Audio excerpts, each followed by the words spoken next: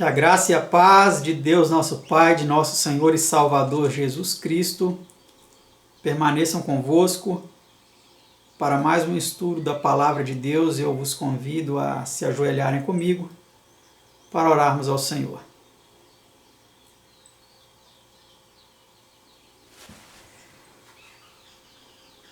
Pai Santo, Deus amado, soberano do universo, louvado seja o seu nome, o nome de seu Filho unigênito, nosso Senhor Jesus. Te agradecemos por mais uma oportunidade de estudarmos a Tua Palavra, suplicamos as Tuas bênçãos, o dom de Seu Divino Espírito, ao estudarmos mais este assunto da Tua Palavra. Dá-nos entendimento, compreensão e, acima de tudo, poder para viver conforme a Tua vontade. Te pedimos em nome de Jesus. Amém.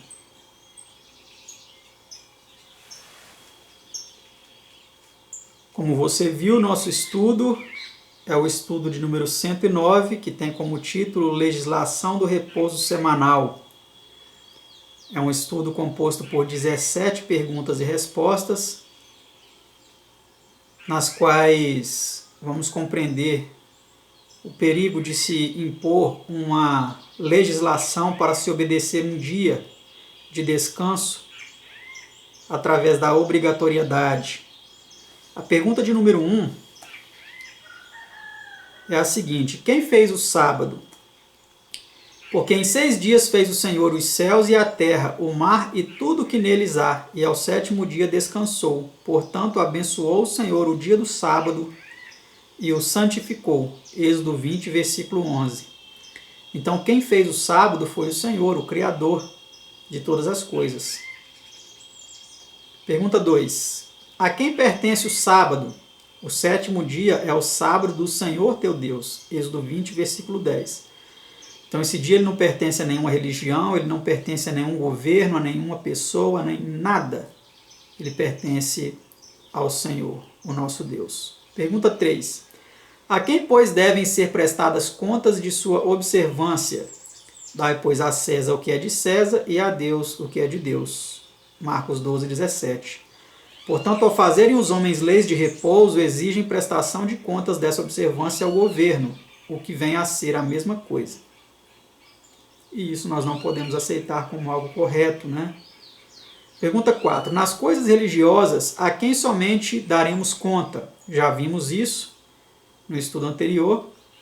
E a resposta é: de maneira que cada um de nós dará conta de si mesmo a Deus. Romanos 14, versículo 12.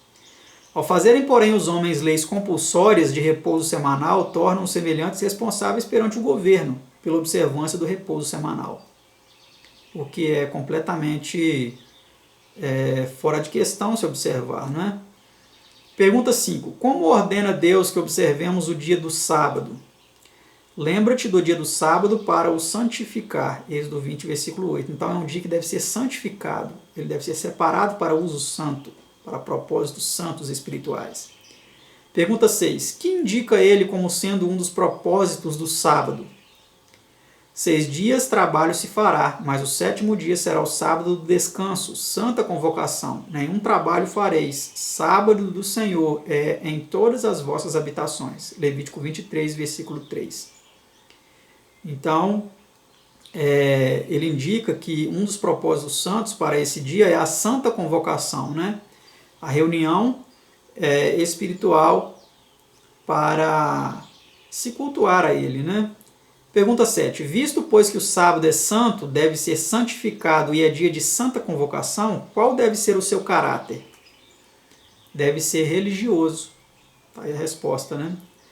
Pergunta 8. Qual, pois, deve ser a natureza de toda legislação do repouso semanal? É legislação religiosa. É uma lei religiosa. Pergunta 9. Que se dá quando o Estado promulga leis religiosas? Uma união da Igreja e do Estado. É isso que acontece quando o Estado ele cria uma lei religiosa. Acontece nessa ocasião, então, nessa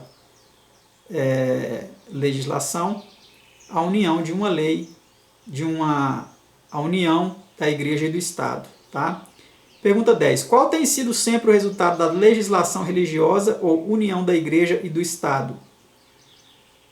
O resultado é a intolerância religiosa e a perseguição para com aqueles que não querem obedecer a essas imposições. Tá? Pergunta 11. Qual foi a lei dominical de Constantino, de 7 de março de 321? Foi essa lei aí, olha. Que os juízes e o povo das cidades, bem como os comerciantes, repousem no venerável dia do sol. Aos moradores dos campos, porém, conceda-se atender livre e desembaraçadamente aos cuidados de sua lavoura, visto suceder frequentemente não haver dia mais adequado à semeadura e ao plantio das vinhas, pelo que não convém deixar passar a ocasião oportuna e privar-se as gentes das provisões separadas pelo céu. Edito de 7 de março de 321 Anno Domini, Corpus Juris Civilis Cord. Livro 3, título 12,3. Que foi também citado no estudo 99, né? Citamos aí essa lei. E ao fundo você ouviu aí o maravilhoso canto do Bem-te-vi, né? É muito gostoso poder estudar a palavra de Deus aqui morando no campo, na roça, com o silêncio, a paz, a tranquilidade que esse lugar nos proporciona e ouvindo aí o canto dos passarinhos. Vamos para a pergunta 12. Que outra legislação imperial em favor da observância do domingo foi feita no ano 386? Vamos ver que lei foi essa. Por uma lei do ano 386, essas mais antigas mudanças introduzidas pelo imperador Constantino foram impostas com maior vigor e, em geral, as transações civis de toda espécie foram estritamente proibidas no domingo. Church History de Neander, volume 2, página 300, edição de 1852. Vimos essa citação também no estudo anterior, né, que foi um reforço aí dessa lei dominical de Constantino. Pergunta 13. A pedido dos bispos da igreja, que outra lei foi obtida de Teodósio II no ano 425? Vamos ver que lei foi essa. No ano 425, a apresentação de espetáculos nos domingos e dias santos principais dos cristãos foi proibida, para que a devoção dos fiéis ficasse livre de todo empecilho. Idem, página 300 e 301. Então, o que aconteceu? Como nós já dissemos no estudo anterior, né, os espetáculos, tanto dos jogos quanto dos teatros, enfim, eles foram proibidos aí aos domingos e aos principais dias santos, para que assim não houvesse concorrência, vamos dizer assim, né? E os cristãos pudessem estar aí desimpedidos para frequentarem aí, para irem aos templos, fazerem as suas celebrações religiosas. Pergunta 14. Que diz dessa legislação o historiador? Vamos ver o que ele diz. Dessa maneira, a igreja recebeu auxílio do Estado para a consecução de seus propósitos, mas não fosse essa interferência de interesses espirituais e seculares, e não fosse a vasta quantidade de meras conversões externas assim produzidas, ela não teria tido necessidade de semelhante auxílio. Idem, página 301. Tá certo? Vamos para a pergunta 15. Que ordenava a lei dominical de Carlos Magno, do ano 800? Vamos ver o que essa lei ordenava. Nós ordenamos, como exige a lei de Deus, só que é mentira, né? Que homem nenhum faça qualquer trabalho servil no dia do Senhor. E esse dia do Senhor foi o domingo, né? Que ele quis dizer. Que as mulheres não fiem nem teçam, não costurem, não cardem lã, não lavem roupa ostensivamente, nem tosquiem ovelhas, mas vão à igreja para louvar o Senhor, seu Deus. Sabbath for Men, The Crafts, página 556. Então a lei de Deus realmente ordena que se observe o dia de sábado, o sétimo dia, né? Mas a igreja instituiu o domingo, o primeiro dia da semana, e essa lei aí de Carlos Magno no ano 800, ela impunha o domingo aí como dia de descanso, proibindo as mulheres até de fazer trabalhos manuais aí, domésticos, podemos dizer assim, né, como costurar, como tecer e trabalharem a lã, tosquear ovelhas, etc. Percebemos que o domingo, que hoje é observado pela maioria esmagadora dos cristãos, ele foi ostensivamente imposto ao longo dos anos para que ele viesse assim a ser consolidado e o sábado fosse desprezado, como ainda hoje é pela maioria das pessoas que se dizem ser cristãos, ser filhos de Deus, né? Nós sabemos que todas essas coisas elas nos mostram, apesar da interferência do Estado em assuntos religiosos, conculcando assim os direitos de liberdade de adorar a Deus segundo os ditames de sua consciência, lançando por terra os mandamentos de Deus, pisando o decálogo e impondo aí, então as leis dos homens travestidas de leis de Deus. Pergunta 16 e penúltima de nosso estudo, 109. Como reza a lei dominical de Carlos II de 1677? Vamos ver como essa lei ela impôs a observância do domingo. Para melhor observância e guarda do santo dia do Senhor, comumente chamado domingo, decreta-se que todas as leis decretadas e em vigor concernentes à observância do dia do Senhor sejam cuidadosamente postas em execução e que toda e qualquer pessoa ou pessoas em cada dia do Senhor se dedique à sua observância, exercendo os deveres da piedade e da verdadeira religião. Revised Statutes of England, from 1235 a 1685, Anno Domini, Londres, 1780, páginas 779 e 780. A seção 2 desta lei, que ainda está em vigor na Inglaterra ao tempo da edição deste livro, que foi 1955, prevê que no caso de os culpados ou não poderem pagar as multas impostas, serão postos publicamente no pelourinho por espaço de 2 horas. Certo? Então essa aí é mais uma lei humana, se intrometendo em questões religiosas, impondo preceitos totalmente corrompidos, desvirtuados dos verdadeiros mandamentos de Deus. Pergunta 17 e última. Que impunha a primeira lei dominical emitida na América, ou seja, a de Virgínia, no ano 1610. É verdade. Na América, nos Estados Unidos da América, existem inúmeras leis dominicais estaduais. Em vários estados aí existem as mais variadas leis, com as mais variadas imposições e punições para aqueles que não obedecem. É bem verdade que muitas elas caíram em desuso, mas elas não foram abolidas, elas ainda estão lá. O que aconteceu foi um certo relaxamento para com essas leis, que fizesse com que elas não fossem tão seriamente obedecidas e as suas punições não infligidas aos desobedientes. Mas vamos ver o que essa primeira lei dominical americana do estado da Virgínia, no ano 1610, ela impunha às pessoas. Todo homem e mulher assistirá pela manhã ao culto divino e aos sermões pregados no dia do repouso, e à tarde ao culto divino e ao catecismo, sob pena de a primeira falta perder sua provisão e cota de alimento para toda a semana seguinte. A segunda, perder a dita cota e também sofrer açoites. E a terceira, transgressão, condenação à morte. Artigos, leis e ordens divinos, políticas e marciais para a colônia em Virgínia, estabelecida por Sir Thomas Gates Knight. Esse nome aí vocês me desculpam, não vou nem pronunciar, General, 24 de maio de 1610. Então aí note que essa lei, ela realmente ela tinha uma gradação de penalidades, A primeira transgressão, se ele não assistisse o culto divino pela manhã, os sermões pregados, e à tarde o culto divino e ao catecismo, a primeira falta impunha que ele perdesse a provisão de alimento para toda a semana seguinte. A segunda infração, perder a dita cota também e sofrer açoites. Além de perder essa semana de alimentos, ele sofreria açoites. E a terceira, ele seria condenado à morte. Tá certo? Então, olha só que punições terríveis que foram impostas aí com a união da Igreja e do Estado nos próprios Estados Unidos. É um país, é dito o país da liberdade, E nós sabemos que em breve essa liberdade será suprimida aí das pessoas também com leis dominicais nacionais que serão impostas muito em breve, tá certo? Como diz a profecia. Vamos para as notas finais então do nosso estudo. São estas as leis dominicais originais pelas quais foram modeladas todas as leis da Europa e da América.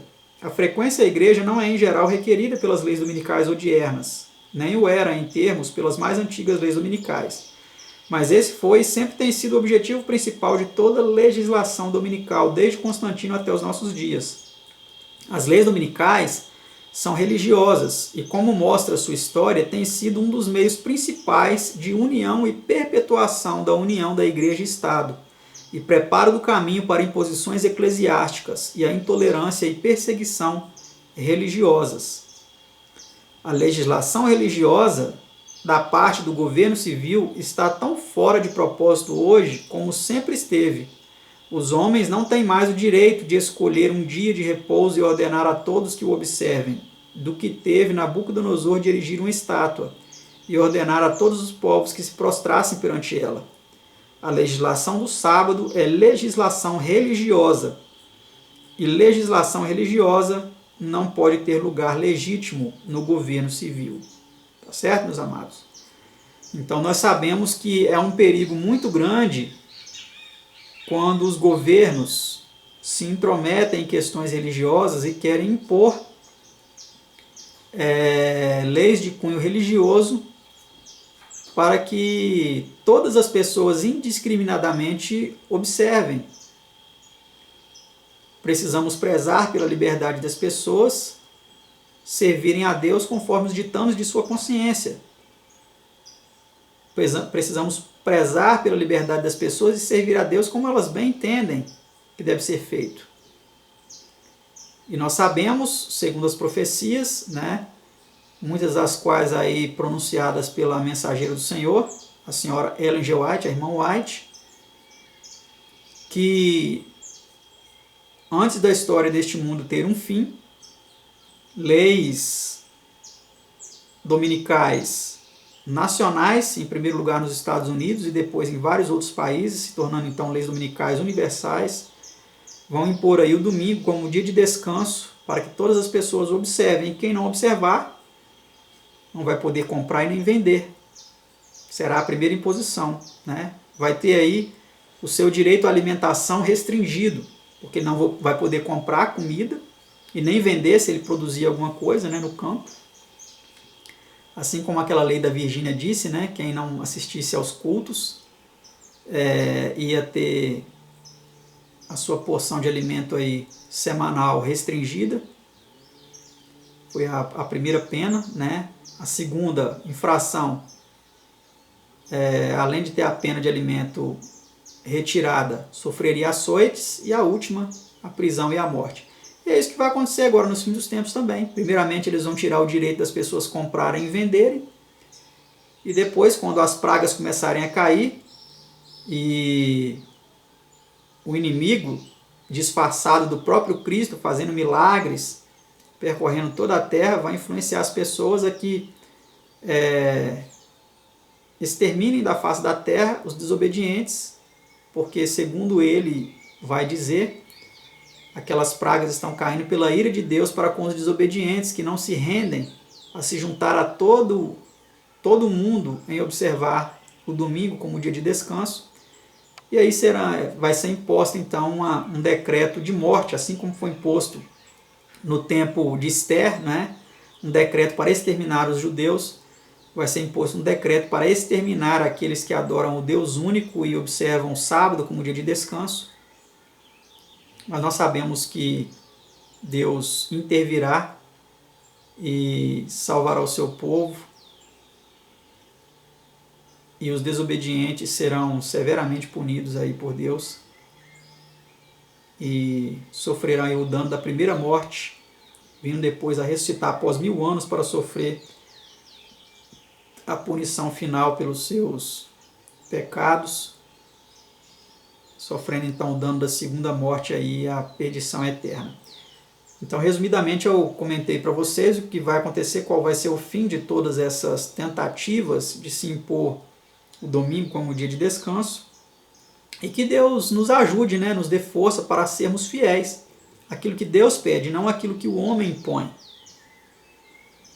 Eu espero que todos tenham entendido, né, o estudo de hoje é um estudo muito importante. Continuem estudando este assunto. Um livro que eu recomendo muito para que vocês leiam é O Grande Conflito, e tem outros títulos como A Grande Controvérsia. E se algum dia Deus me der o privilégio de publicar esse livro também, eu quero fazê-lo com o título A Batalha Universal entre o Bem e o Mal. E é um livro aí que eu disponibilizo aí a vocês a imagem dele para que vocês adquiram. Aqueles que não leram ainda, leiam, porque nele mostra aí a trajetória de todo o desenvolvimento aí do cristianismo apostatado, com a culminância aí dessas profecias do decreto dominical e do que vai acontecer àqueles que se posicionarem a favor e contra este decreto, né? Leiam, estudem, se preparem, porque todas essas coisas estão muito próximas de acontecerem. E que Deus nos ajude e nos abençoe para que possamos estar prontos e não nos rendemos a imposições de homens desviados da verdade, mas nos mantermos firmes em obediência aos mandamentos de Deus. Que Deus abençoe a todos. Obrigado por você acompanhar mais um estudo aqui conosco. E até o nosso próximo estudo, se assim Deus nos permitir. Até mais.